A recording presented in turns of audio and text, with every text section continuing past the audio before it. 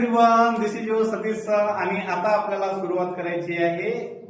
पहिली गोष्ट तर मी तुम्हाला इंट्रोड्यूस होणार आहे your science teacher.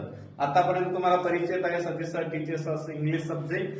But guys आपल्याला 9th स्टँडर्ड मध्ये 10th chapter information communication and टेक्नॉलॉजीचा आहे, जे की पर्टिक्युलर मला आता रिस्पॉन्सिबिलिटी दिलेली आहे या चॅप्टरची आणि सगळ्या विद्यार्थ्यांना मला सांगायचं आहे. सायन्स विषय आपला खूप वास्ट आहे आणि आपल्या ट्युशन मधून आपल्याला सगळ्यांना हा मेसेज द्यायचा आहे की जसं की तुम्ही फॉलो करत असाल एज्युकेशन सिस्टीम आता खूप अपडेट होत चालली, जे की नांदेड लातूर पॅटर्न असेल, कोटा पॅटर्न असेल, जे अपग्रेडेड इन्स्टिट्यूट असतात त्यांनी काय सिस्टीम बनवलेली आहे, जे आपला पूर्ण सिलेबस म्हणतो त्यांनी डिवायडेशन केलेलं आहे. सायन्स पर्टिक्युलर प्रोसेस, त्याच्यामध्ये फिजिक्स, केमिस्ट्री, बायोलॉजी आणि मग त्या चॅप्टर मधले पर्टिक्युलर जे स्पेशलायझेशन टीचर्स असतात ते तुम्हाला ते टीच करतात आणि मग आपल्याला ही परंपरा आहे त्या आपल्या ट्युशन मधून आता फॉलो करायची आहे. जसं की आपलं ट्युशन म्हटलं बायोलॉजी विषय आला की आपला येतात दिव्यांग is okay, they are master in that आणि परत त्यांची जशी कमांड आहे आपली पर्टिक्युलर कल्याणकर सर असतील त्यांची कमांड आहे फिजिक्स वरती. आणि ऑब्विसली गाईज माझा तर जास्त संबंध आला नाही सायन्स सोबत, but I belongs to IT company आणि त्याच्यामुळे हा चॅप्टर मी तुम्हाला बेटर एक्सप्लेन करू शकतो. सो आय थॉट की आपण हे सोशल मीडियाचा इथं वापर करू शकतो. जस्ट लुक ॲट दिस. पहिलं तर आपण एक्सप्लेनेशन करूया. टॉपिक आहे आपला इन्फॉर्मेशन कम्युनिकेशन टेक्नॉलॉजी, ज्याला आपण इनिशियली म्हणतो ICT. आमच्या वेळेस काही पर्टिक्युलर ICT नावाचा विषय होता, पण यावेळेस आपल्याला फक्त 2च चॅप्टर असल्यामुळे ते याच सिलेबस मध्ये कन्क्लूड केलेले आहेत. मग आपण टायटल थ्रू जाऊया, ठीक आहे. Just and simple example. Information, माहिती, कम्युनिकेशन. मी ते माहितीचा संवाद तुमच्यापर्यंत कसा पोहोचवतोय आणि हे माहिती तुमच्यापर्यंत पोहोचवण्यासाठी मी कशा प्रकारे टेक्नॉलॉजीचा वापर करतो आणि मला हे मुद्दाम वाटलं हे व्हिडिओ बनवावा, जसं की विद्यार्थ्यांना खूप फायदा होणार आहे. जसं की फॉर एन एक्झाम्पल गाईज, आज मी एका IT कंपनीमध्ये काम करतो आणि भरपूर त्यावेळेस पॅरेंटचं माझं इंट्रोडक्शन होतं, सर तुम्ही काय करता, आणि त्यांचा मला प्रश्न असतो की सर तुम्ही घरी बसून कसं पॉसिबल करू शकता, आमचा पण मुलगा आहे, आमचा पण गावातला एक आहे, पण त्यांना तर तिथं कंपनीमध्ये जावं लागतं. Yes, this is the fact. प्रोडक्शनच्या कंपनी असतात, म्हणजे तुम्ही बघू शकता काही मशिनरीज बनवायच्या असतात, काही हार्डवेअर पार्ट बनवायचे असतात, हार्डवेअर अँड सॉफ्टवेअर. जर तुम्हाला हार्डवेअर फील्डमध्ये तुमचा जॉब असेल तर तुम्हाला त्या कंपनीमध्ये जावंच लागेल. And if you belongs to software company, IT company, you can get a chance. आणि मी हे व्हिडिओ बनवण्यामागचं पर्पज आहे, इथून पुढे काही टेक्नॉलॉजी एवढी फास्ट झालेली आहे, ChatGPTचा Gen G आहे, तुम्हाला टेक्नॉलॉजीचा वापर करता आला पाहिजे. आता मी तुम्हाला शिकवत आहे म्हणजे ऑब्विसली माझ्याकडे इन्फॉर्मेशन आहे. ते इन्फॉर्मेशन मी तुम्ही मोबाईलच्या माध्यमातून बघत आहात, मला शिकवता येते, कम्युनिकेशन करता येते, म्हणूनच तुम्ही बघताय. आणि तुम्ही बघण्यासाठी ऑब्विसली कशाचा वापर करताय, इंटरनेट म्हणजे टेक्नॉलॉजी आली, मोबाईल टेक्नॉलॉजी आली. तर हे आपल्याला चॅप्टर शिकायचं आहे. चॅप्टर हे युट्यूबला जर व्हिडिओ बनवला तर खूप लेंदी होईल, मी थोडंसं शॉर्ट मध्ये तुम्हाला बनवण्याचा प्रयत्न केला आहे व्हिडिओमध्ये. The new direction of progress. आज मी एका आपल्या कोळी सारख्या ठिकाणाहून निवगामध्ये आलो. आज अमेरिकेसारख्या कंपनीमध्ये, UK सारख्या क्लायंट सोबत, ऑस्ट्रेलिया मधल्या क्लायंट सोबत मी आज घरी बसल्या कॉन्टॅक्ट करू शकतो, just because of the technology. माझ्यामध्ये ते कम्युनिकेशन आहे त्याच्यामुळं आणि त्या माहितीचं प्रेझेंटेशन करण्यासाठी माझ्याकडे इन्फॉर्मेशन आहे म्हणून. मग त्याच्यासाठी आपल्याला जनरेशन बघायला पाहिजे कॅम्प्युटर.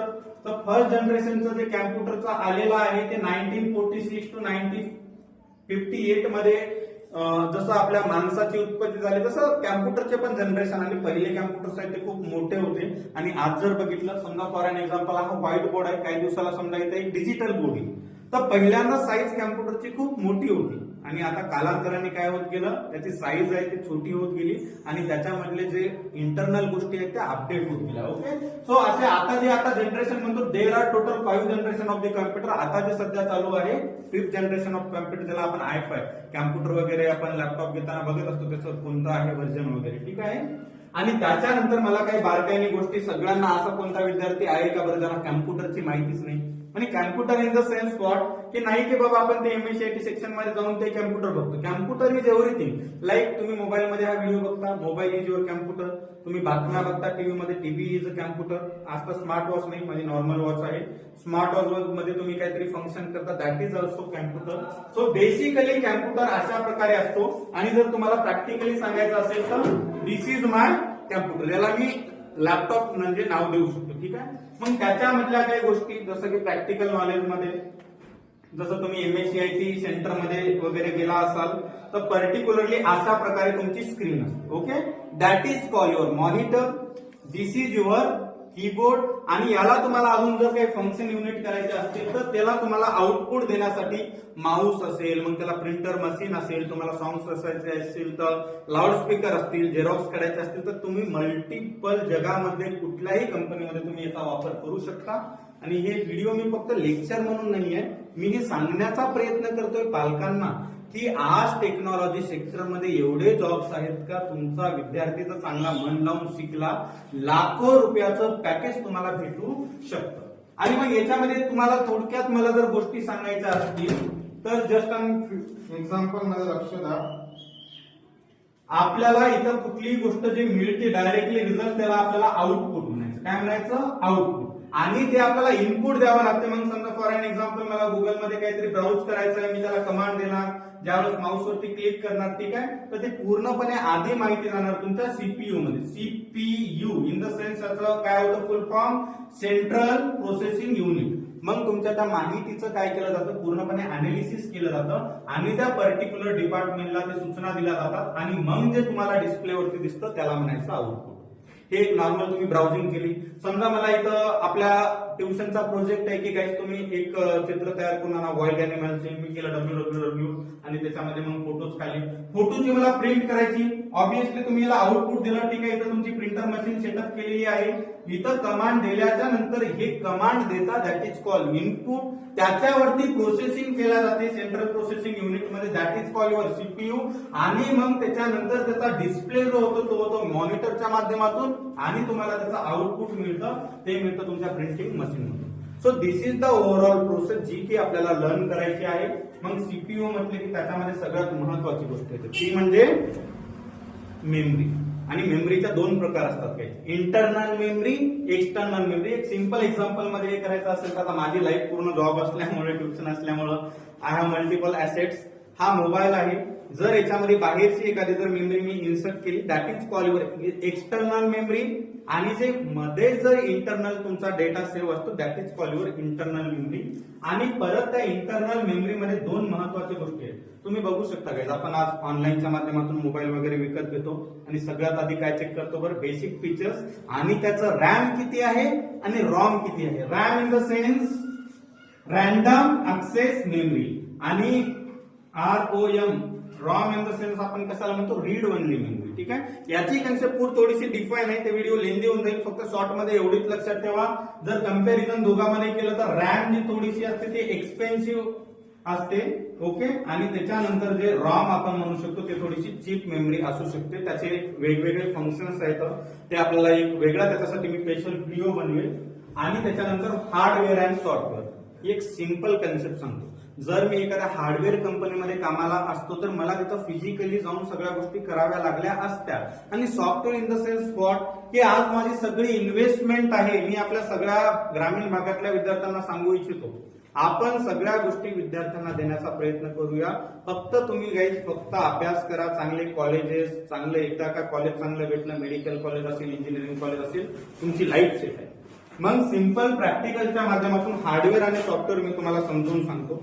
हा माझा लॅपटॉप आहे. ओके, आणि मला असं रिअलाइज झालं चला मी माझ्या ऑफिसचं काम करायला सुरुवात करतोय आणि माझं बटन्स याच्यामधले वर्क होत नाही. Okay, so that is your hardware problem. ठीक आहे, आणि मला इथं काहीतरी शिकायचं, चला माझा माऊस फुटला, मी माऊस बदलून घेतो, that is also my hardware problem. पण ज्यावेळेस मी सगळं प्रोसेस करायला चालू केलं, एखादा ऍप्लिकेशन ओपन होत नाहीये, त्या ऍप्लिकेशन मध्ये ग्लिचेस येतात, ठीक आहे, that is your software problem. मग ते सॉफ्टवेअर काय असतं, कशासाठी असतं, त्याची पूर्णपणे ट्रेनिंग मी तुम्हाला देणार आहे. आणि या आयसीटीच्या चॅप्टर मध्ये आता काही स्कूल असतील, ट्युशन असतील, पहिल्या गोष्टी सगळ्या आउटडेटेड झाल्या. आता आपल्याला सगळ्या गोष्टी अपडेट करणं काळानुसार गरजेचं आहे. ज्याच्यामध्ये मी स्वतः क्लासेसचं मॅनेजमेंट असेल, ऑफिसचं मॅनेजमेंट असेल, एका सेकंदामध्ये करू शकतो. Use of the Microsoft Excel, PowerPoint, Word file. ठीक आहे, तुम्हाला वापर करता आला पाहिजे. तुम्हाला जर या जगामध्ये टिकायचं असेल तर तुम्हाला टेक्नॉलॉजी सोबत खेळता आलं पाहिजे. ठीक आहे, आणि ऑब्विसली आपल्याला सिस्टीम फक्त आपल्या क्लासच्या माध्यमातून काय सांगायची, पहिली आता आउटडेटेड सिस्टीम सोडून द्या.